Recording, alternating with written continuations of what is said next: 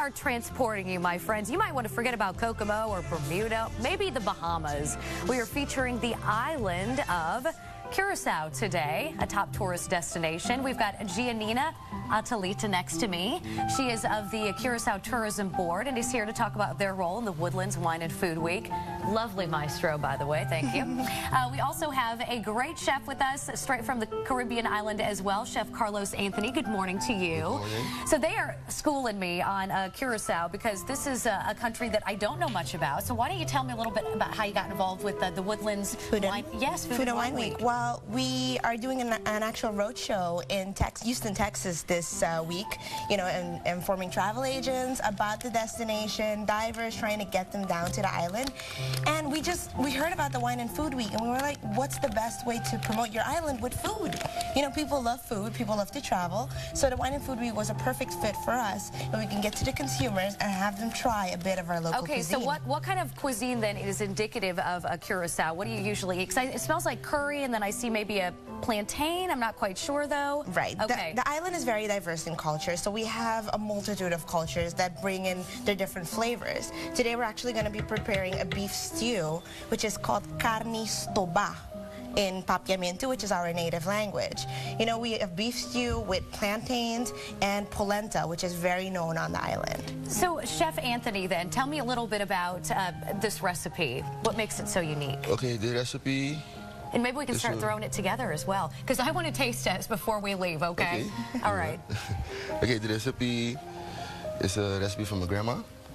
And we make it in onze country. We call it Stobá.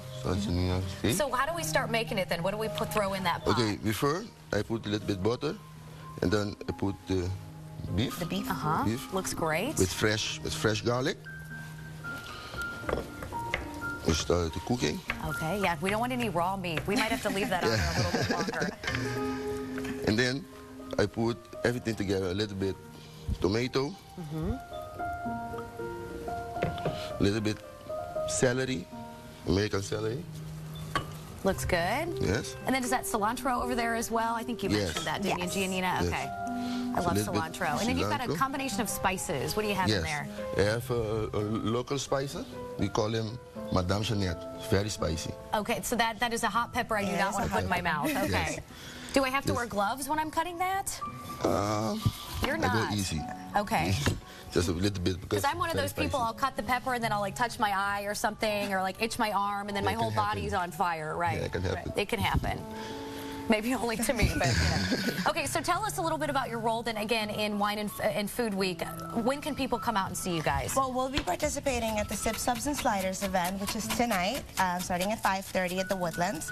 And then tomorrow as well at the Wine Rendezvous Grand Tasting. Okay, great. Tonight we're actually going to be preparing the same beef stew in a slider, because you can see how diverse the beef stew is on the island. And then tomorrow we'll be serving the beef stew with the fried polenta. Well, it sounds great, and you can get today's recipe on HoustonTexasFood.com and a complete list of Wine and Food Week events on our website, myfoxhouston.com. And thank you so much, Giannina and Chef Anthony, for coming in.